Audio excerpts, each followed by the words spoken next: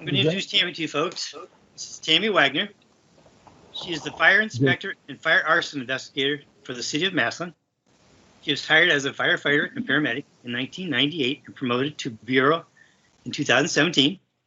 She is a member of the International Association of Arson Investigators, including the Ohio chapter, and she is a fire and life safety educator through the Ohio Fire Academy. She works on several committees throughout Stark County for fire prevention and kids safety. She has worked with the American Red Cross on their annual smoke alarm walks and helped install over 200 fire alarms to the residents of Massillon. She works for the National Fire Council Fire Pup Program to educate the children of Massillon and enjoy putting on the annual open house at the fire department every October, where children and adults have activities, education, and free safety lessons.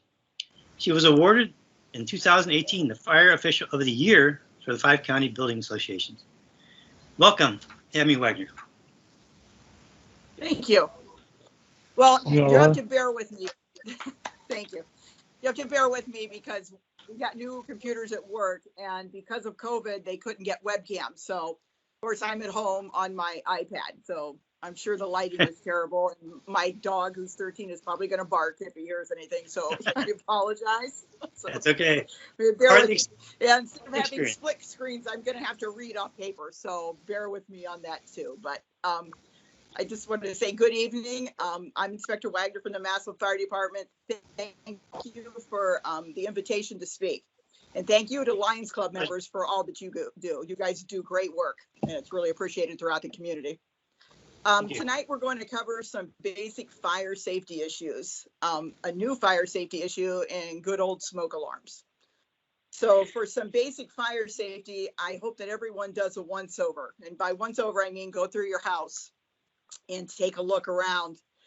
This includes taking a look at your exit doors. And, looking around, making sure that they're clear of any kind of stuff in front of them. We tend to take stuff and pile it there, and, you don't realize until you need to get out that stuff could hinder you from getting out of your house in an emergency. Check your doors. Make sure that they're in good working condition.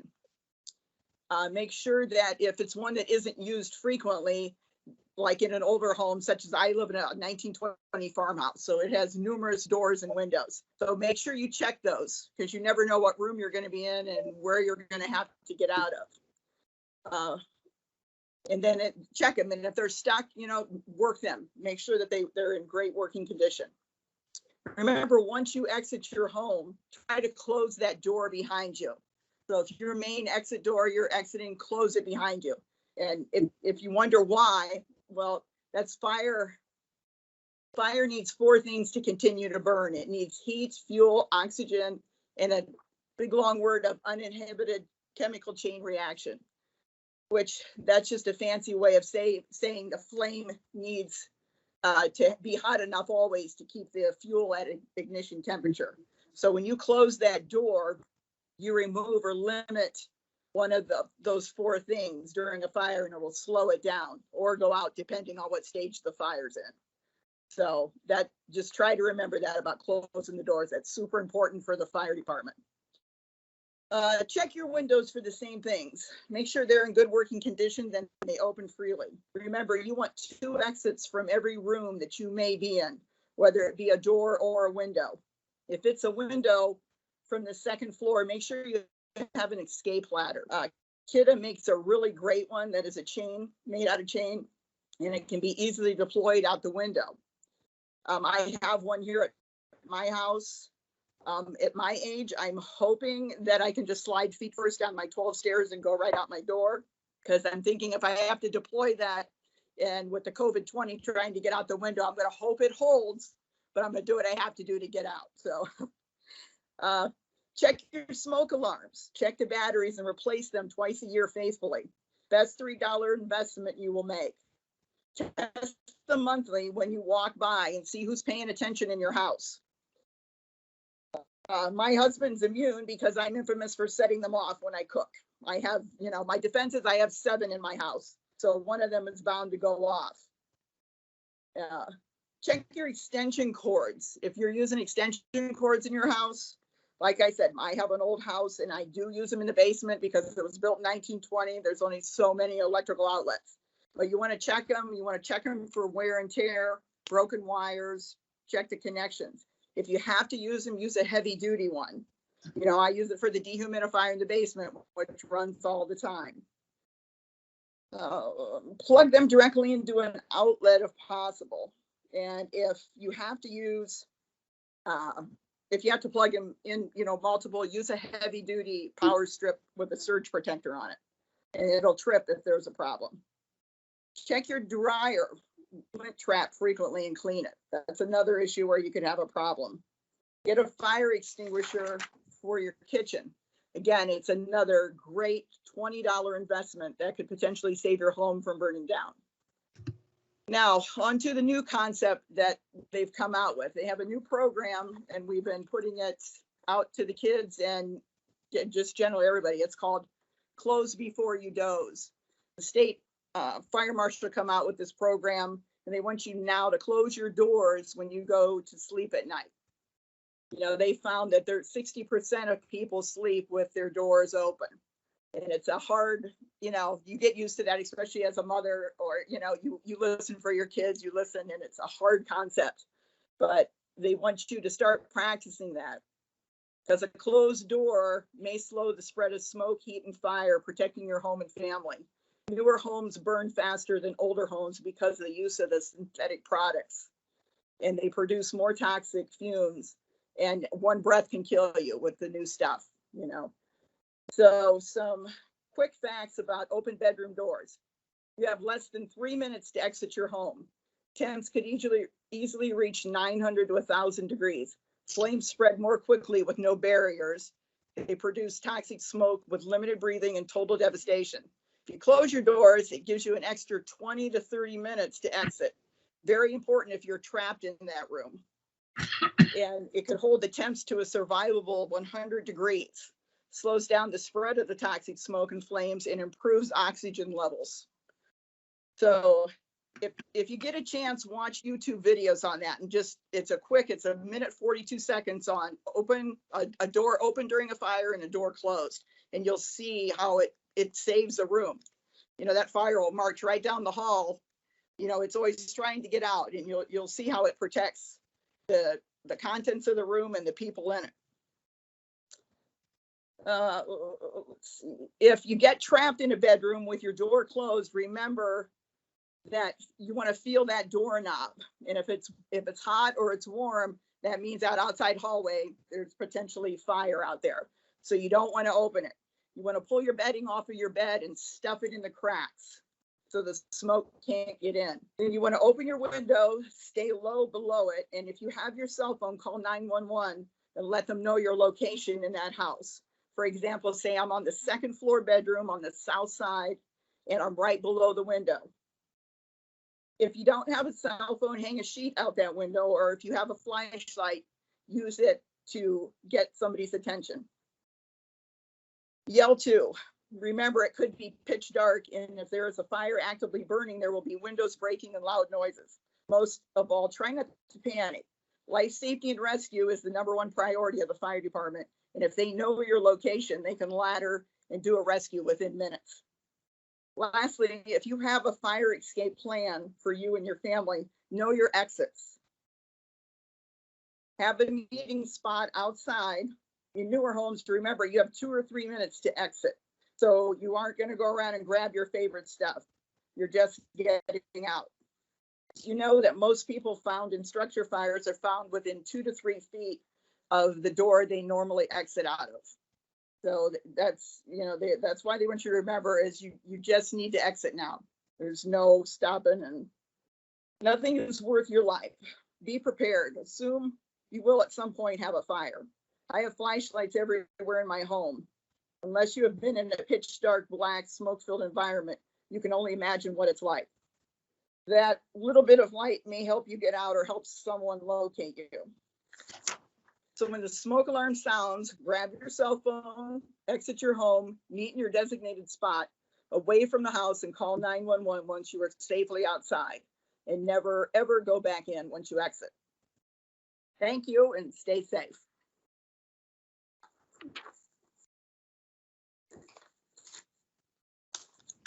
Very good. Thank you. And just to let everybody know, if Thank you.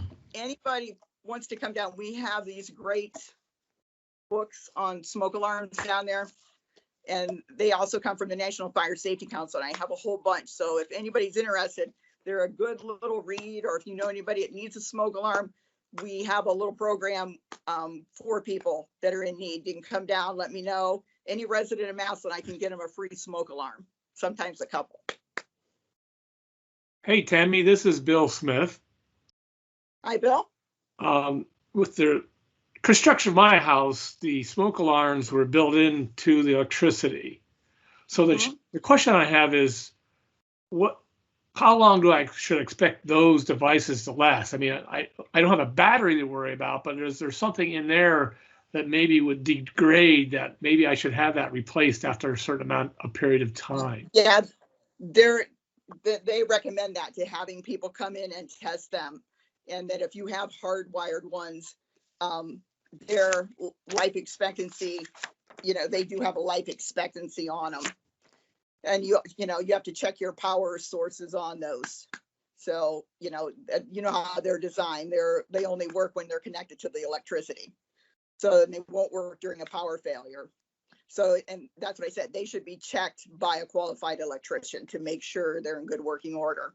And you should also, do you have backup battery ones just in case?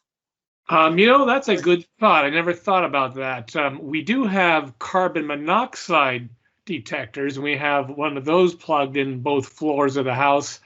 But now that you say that, maybe hear what's going on. Amber alert. Yeah. Oh, of course, there'd be an Amber alert. Okay. Sorry about that. That's always a great idea, is to have the battery backup ones as backups. My thing is, you can never have too many. All right. I learned something. Thanks very much. You're welcome. What would you say is the most common cause of residential fires? Cooking. It's cooking. That's Yeah. what I said. Unattended pots on the stove. I said we had a fatal fire. That was one of my first ones I investigated.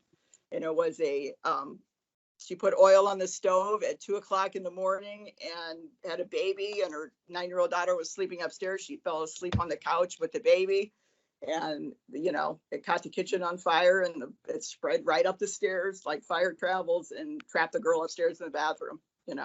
Our guys did an excellent job of doing a rescue. They had boarded the window over in the bathroom, but that's what I said, with the smoke, she just couldn't survive. But yeah, a lot of ours were unattended cooking. Tammy, this is Rick Yeah. Delsky. I had a question. I saw a special on TV that now they sell linked smoke alarms. So if you have one on each floor, and their explanation of it was that if a smoke alarm goes off in your basement, you may not hear it necessarily on the top floor. On the link ones, if any smoke alarm goes off, they all go off and they tell you where the heat's coming from. Would you recommend you get those? Those, that's really new technology, and I think we just heard about those within the last year. And yeah, those are phenomenal. The problem with a lot of those is if you can afford them, yes, absolutely. We have a lot of families that, especially now that the smoke alarm is very last on their list of things. But yeah, that's a great thing, especially if it's coming from the basement. You can, hey, I'm going to exit out to the second floor or the first, because I know I'm not going to be able to make that door. They said the extra time would be valuable, because by the time it works up to your level, it could be too late to get out. Yeah, Right, if you watch these videos of fires nowadays, like I said, I have an older home. I have heavy timber in my basement. So if I have a basement, mine's good and bad. I have heavy timber that they cut. It was hand, hewn wood throughout mine. But I also have a laundry chute that goes from my basement up to my second story, which is a vertical. And if I have a fire in the basement, it's like I always told my daughter and anybody staying, my roof's coming off my house. Oh, you know, that's the first thing that's Right. going. It's going to travel up, and the whole upstairs is going to be, you know, on fire. So I said, you know, those are the good and the bad. So yeah, anything that can help you. And nowadays, these newer construction, you know, they're building them with, you know, the wood isn't what it used to be. You know, your couches now are all synthetic fabrics, you know, where it used to be heavy cotton. So and that's what I said, that stuff, you just watch the videos, and I go, it will enlighten you, it will scare you, but you will, you know, that's what I said. It's literally 2 to 3 minutes, and that's moving, you know. I don't know if you have a big home, you have to stop and think it. I mean, it's traveling. It's consuming everything, and that room flashes over within 1.5 to 2 minutes. Thank you. Tammy, Les stuck here. Question. If you have a 2-story home plus a basement, how many fire extinguishers do you guys recommend you have on each level? And then, of course, what kind? The kitchen should be for an oil fire, right? Yeah, those they make real nice. I have one in mine. I keep mine you know, my kitchen, and I have a basement stairs, so mine's within reach of both. It certainly that's a personal preference too. My recommendation is that, like, if you have something in the basement and you're down there and you can put it out, to have one is valuable. But if it's something like you go down the stairs and say your furnace is on fire, your dryer's on fire, you know, and it's spreading, a fire extinguisher is not going to get it for you. You know, your best bet at that point, if it's not a small trash can fire and it's already flaming, at that point, you know, we would recommend getting out of the house, calling the fire department. Now, your kitchen ones where you have your pot on the stove on fire, certainly, you know, you can use your fire extinguisher. Your best bet is to have your cookie sheet. I have a cookie sheet right beside mine. You get an oil fire, take the cookie sheet, and as soon as you smother over top of that oil, that fire is going out. And that's the problem, is most people in that situation, they panic. Like the girl with the oil, she threw water on it, which, you know, that's the first thing you want to do. But what it did is explode the fire. So it exploded it up into the cupboards. And by that time, it was off to the race. So, you know, the best thing is cookie sheet, or a pan lid to smother the fire. Okay, thank you. And this is Jack. How do you dispose of the old fire extinguishers, you know, that are not refillable? Where do you them? Yep, you can bring those either to Pitt's Fire Extinguishers on 6th Street there in Massillon. They will take them for you, or you can bring them down to us and we'll do the same thing. We take them up to them and then they dispose of them. Thank you. Tammy, this is Bill Smith again. Do you have a program to help those low-income families that may not have a proper, at least smoke alarm, that you could offer that to them? Is that something that is sponsored by Massillon? And is that something we can promote? Well, here's the problem. I think it was 3 years ago, I partnered with a Rotary Club down there, and they donated $1,000. And so I took that to Home Depot, and Home Depot gave us, I think it was 300 of them at their car. They were $3 a piece. So I had enough up until this year, and I'm down to my last probably 25 of them. So we've been kind of just handing them out. You know, I mean, I hate to tell anybody no. I never tell anybody no. I'll find another way. But I'm working on that now with, there is a church that is getting ready to give us a donation of $1,500. So probably by April, I will have a full stock of them. We'll do a press release on that. And then once we do, you know, we're going to get it out to everywhere that if you need a smoke alarm, come get a smoke alarm. Because, you know, that's what I said. That is the, you know, for me, it's like it's a $3 investment in everybody's life, but everybody deserves one.